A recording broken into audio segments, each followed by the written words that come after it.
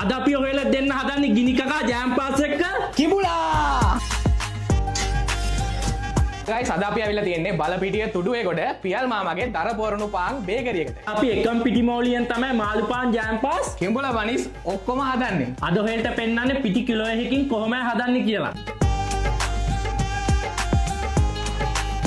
මුලින්ම මේකේ මැදට ලුණු ග්‍රෑම් 10යි, සීනි ග්‍රෑම් 150යි, බීහයි මාගරින් ග්‍රෑම් 100යි. අපි මේක මැදදීම හොඳට කලවම් කරගන්න ඕනේ. අපි මේකට වතුර හිච්ච දාලා ගාන්ට අනා ගන්න ඕන.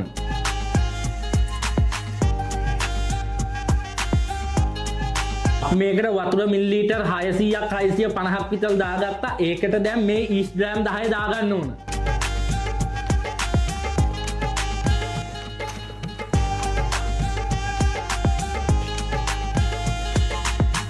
අපි මේක දැන් මේ අතේ ඇලෙන්නේ නැති ගානට මෝලිය අනාගෙන තින්නේ. අපි මේක දැන් ඇඹුල් වෙන්න පැයක් එකමාරක් විතර තියල් තියන්න ඕන.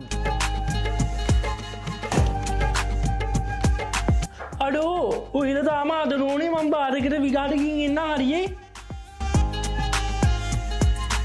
අපි මේ පිටිමෝලිය පැය එකමාරක් විතර ඇඹුල් වෙන්න තියුවා. දැන් මේක අපි හිච්චි ග්‍රෑම් 90 පිටි ගුලි වලට කඩා ගන්න ඕන.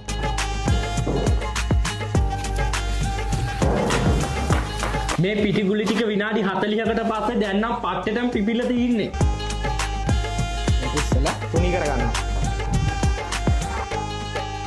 අපි මේ ජෑම් පාස් එක හදාගන්න ගත්තේ පැණි පොල්. ඒ වුණාට සමහර පැතිවල ගන්නේ ජෑම්. මේ වගේ මේක නවා ගන්නවා.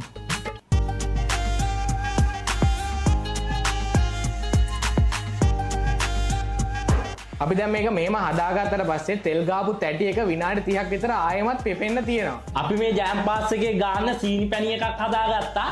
ඒක හදාගත්තේ සීනි වලට වතුර ටිකක් දාලා දිය කළා.